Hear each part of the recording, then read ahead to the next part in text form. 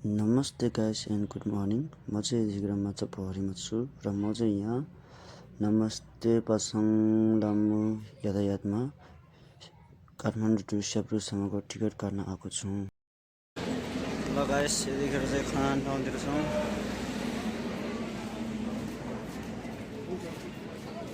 कसो भइरहेको साथी?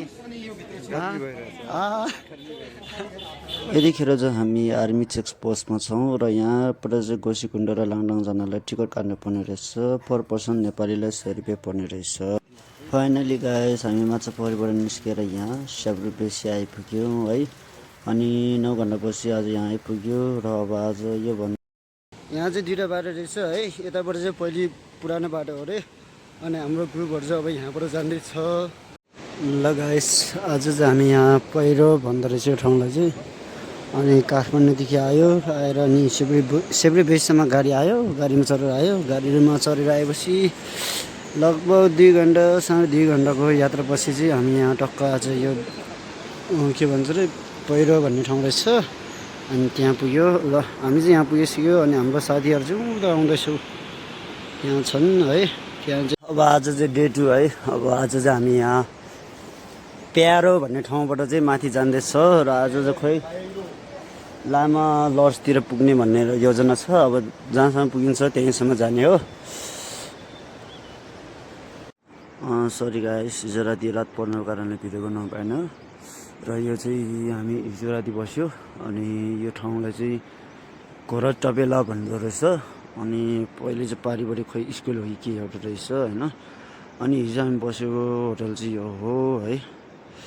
अनि यो होटलको नाम चाहिँ टिबेटन होटल टिबेटन रे। अनि यहाँबाट चाहिँ टक्क यस्तो गरेर चाहिँ माथि लाङडाङ हिमालहरू पनि देख्ने रहेछ है। लाङडाङ हिमाल भयो, त्यहाँदेखि यहाँ चाहिँ चेक पोस्ट रहेछ। फेरि यहाँ टिकट काटेर जानुपर्ने रहेछ गाइस। ल भ्यू चाहिँ यस्तो छ है।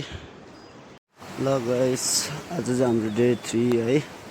अनि हामी चाहिँ यो के भन्छ अरे घोरा तबेला भन्ने ठाउँबाट निस्केर माथि आज चाहिँ लाङटाङमा बस्ने, लाङटाङ भ्यालीमा। अनि आजको यात्रा चाहिँ यसरी सुरु हुँदो रहेछ।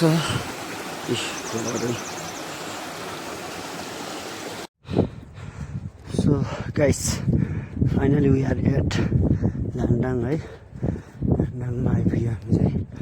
ल भ्यू चाहिँ यस्तो रहेछ। यहाँ माथि चाहिँ है।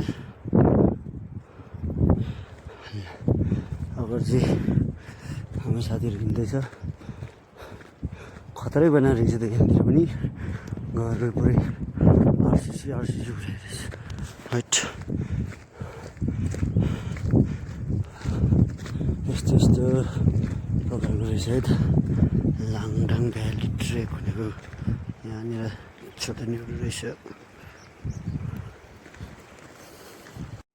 सो गाइस हिजो चाहिँ हामी यो लाङडाङ भ्यालीमा बस्यो। अनि आज चाहिँ माथि रुन्चे गुम्बा भन्ने ठाउँतिर जाँदैछ। हिजो पानी परेको कारणले यो माथितिर पुरै हिउँ परेछ है हिमालतिर। अनि ल गाइस फाइनली ठाउँ चाहिँ यस्तो प्रकारको रहेछ है। पुरै हिउँ पऱ्यो यार आज त। राम्रो भयो होइन। मान्छेहरू उहाँ तल आउँदैछ, त्यहाँतिर आउँदैछ।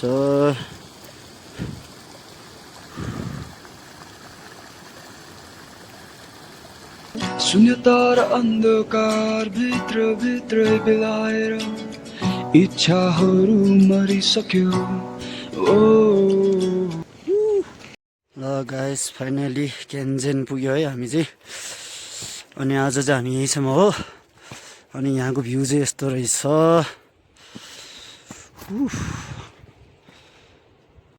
Finally guys we made it Kenzen Ri, about 4,400 meters, and here's the view. थोड़ा यूं पड़ रहा. Oh my God, it is very good, and I'm so happy to come here.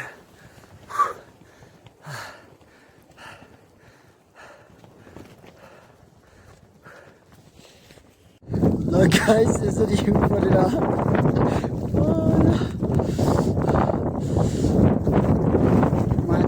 ठिकै थियो तल जाँदा हिउँ पर्यो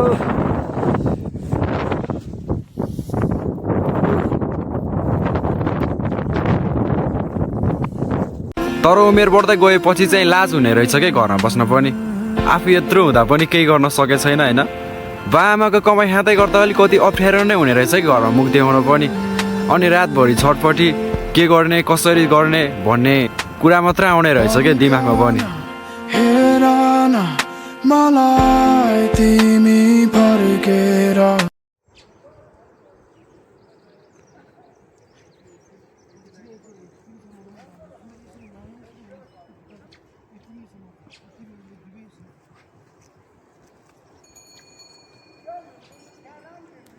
गाइस आज चाहिँ हाम्रो डे 5 अनि अब हामी चाहिँ यहाँ केन्जन पुगेर तल फर्किँदैछौँ है अनि यहाँको भ्यू चाहिँ यस्तो छ हिजो हामी यहाँ 5 बजी थियो र आज चाहिँ तल जाँदैछौँ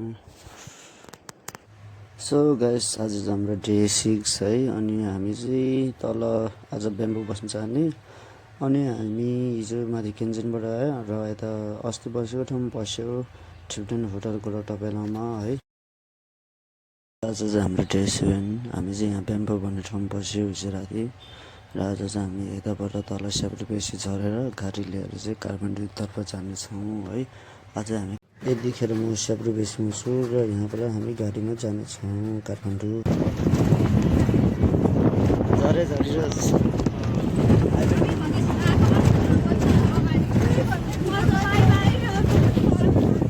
फाइनली गाइस काठमाडौँ